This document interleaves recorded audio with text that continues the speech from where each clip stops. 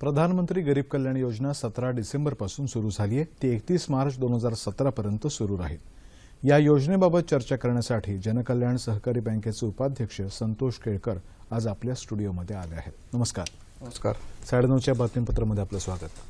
4 दिवसांपूर्वी ही योजना सुरू झालेली आहे। नेमक्या या योजनेची ठळक वैशिष्ट्य काय सांगता येतील? आपला विमुद्रीकरणाचा निर्णय घेतल्यानंतर आता जवळजवळ 1.5 महिना होत आलाय।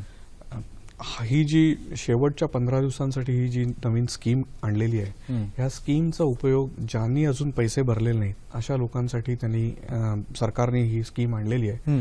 ज्यांनी आयडीएस किंवा आधीच्या सगळ्या इन्कम टॅक्सच्या योजनांमध्ये भाग घेतला नाही त्यांना ही शेवटची आणि अखेरची संधी अशा पद्धतीचं ही स्कीम आहे। ह्या स्कीममध्ये ज्यांच्याकडे अशी डिपॉझिट्स कॅश पडलेली आहे किंवा वेगवेगळ्या खात्यामध्ये डिपॉझिट्स आहेत जी त्यांनी इन्कम टॅक्स रिटर्नला दाखवलेले नाहीत, अशी जी सगळी डिपॉझिट्स आहेत ती डिपॉझिट्स डिस्क्लोज करायची ही स्कीम आहे। या स्कीममध्ये जर का कॅश डिस्क्लोज केली तर साधारणतः 50% टॅक्स सरकारला भरावा लागतोय। म्हणजे 10 लाख आपण धरलं, 10 लाख जर का मी स्कीम मध्ये डिपॉझिट केले तर 10 लाखापैकी 50% म्हणजे 5 लाख रुपये हे सरकारला सरळ टॅक्स या रूपात द्यावे लागतात।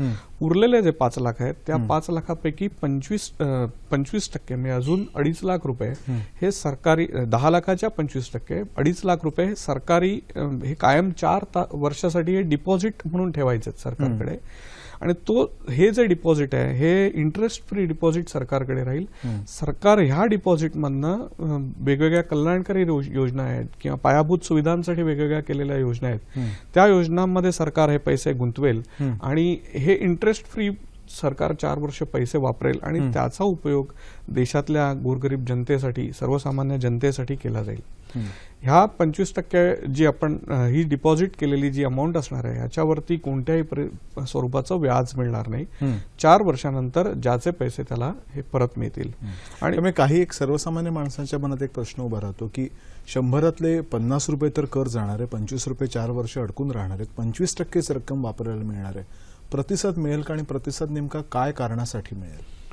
प्रतिसाद आता मिळायलाच पाहिजे, कारण ज्या पद्धतीने नोटा पकडल्या जात आहेत किंवा सगळे सरकारनी प्रयत्नपूर्वक सगळे दोर कापत आणलेले आहेत, त्यामुळे शेलार मामांसारखी अवस्था आहे की हे घ्या नाही तर कचरा करा, त्या असलेल्या नोटांचा कचरा करा। आणि पकडले गेले तर समजा एखादं डिपॉझिट, अनडिस्क्लोज डिपॉझिट पकडलं गेलं तर 77-78% कर भरावा लागेल।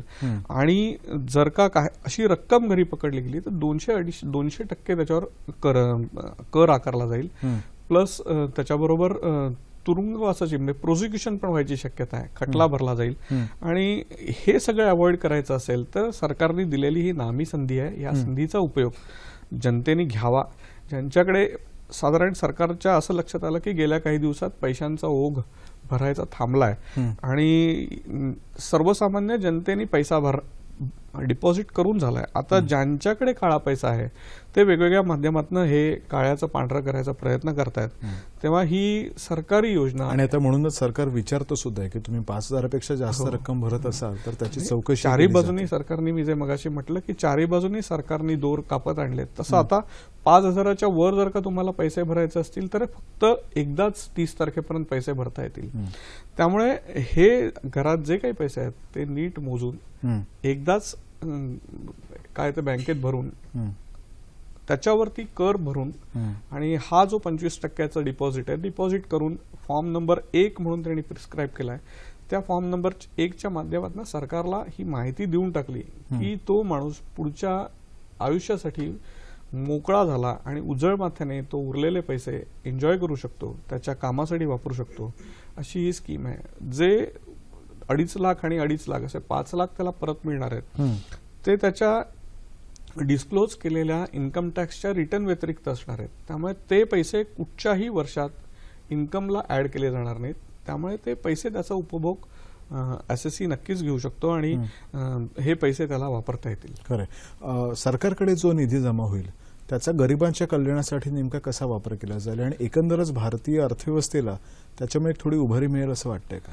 नक्कीच. हा सरकारने डिक्लेअर केलंय त्याप्रमाणे हा व्याज विरहित असा पैसा सरकारकडे येतोय आणि सरकारला पूर्णपणे माहिती आहे की हा 4 वर्षासाठी आपल्याकडे पैसा आहे. त्यामुळे ह्या शॉर्ट टर्म ज्या स्कीम्स असतील, ज्याच्यात म्हणजे इन्फ्रास्ट्रक्चर डेव्हलपमेंट्स असतील की ज्या 4 वर्षात पूर्ण होणार आहेत, अशा सगळ्या सरकारी योजना ज्या 4 वर्षात पूर्ण होणार आहेत त्या लोकांसाठी त्या आणू शकतील. आणि हा जो व्याज सरकारला नाहीतर बाहेरनं पैसा उभा करून भरावं लागतंय ते व्याज न भरता हा व्याज विरहित असं, त्यामुळे सरकारची किंमतही कमी होईल त्या आणि कर संकलनही वाढणार आहे. कर संकलनही नक्कीच वाढणार आहे कारण 50% माणूस भरणार आहे, आरसीसी भरणार आहे. त्यामुळे 50% तर सरकारकडे सरकारचेच पैसे येणार आहेत आणि हे पैसे सुद्धा सरकारला वापरायला मिळणार आहेत. त्यामुळे बरेच नवीन प्रोजेक्ट्स सरकार गोरगरिबांसाठी आणि सर्वसामान्य जनतेसाठी नक्की आणेल.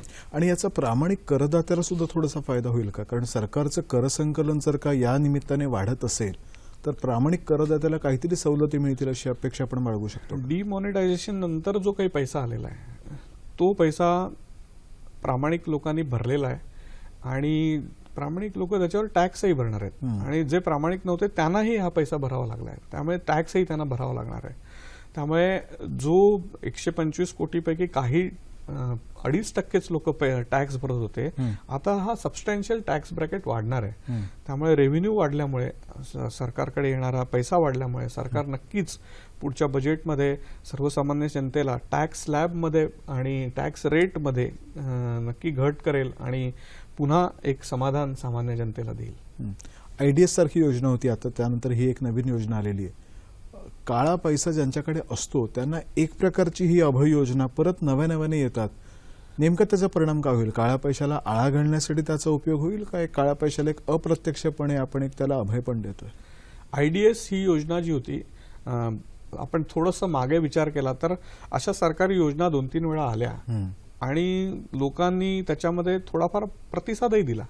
परंतु आत्ताची जी योजना होती त्याच्यात 47% जवळजवळ पैसे भरायचे होते. त्यामुळे लोकांनी म्हणावा तेवढा प्रतिसाद दिला नाही.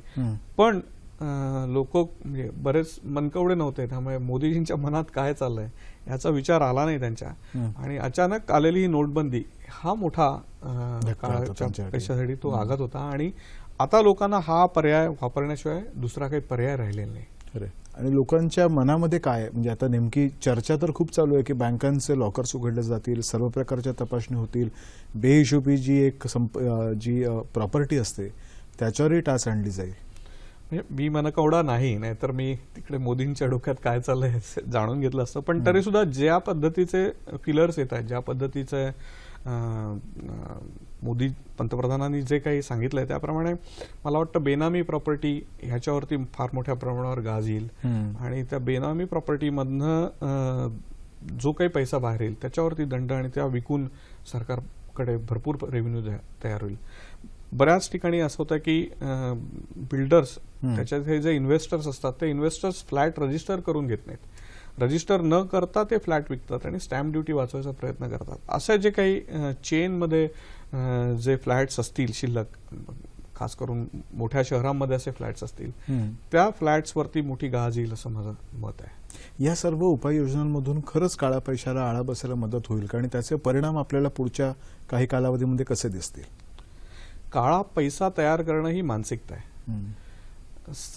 सर्वसामान्य जनतेने आणि सर्वच जनतेने आता असं मानलं पाहिजे की सरकार आपला 40% भागीदार आहे आणि त्यामुळे आपण जेवढे पैसे मिळवू त्यातलं 40% सरकारला द्यावं आणि त्या 40%मधनं मग मात्र आपल्याला जे अपेक्षित इन्फ्रास्ट्रक्चर आहे त्याच्यासाठी सरकारच्या मागे लागावं. हे 40% जे आपण देतोय त्याचा उपभोग आपल्यालाही मिळणार आहे.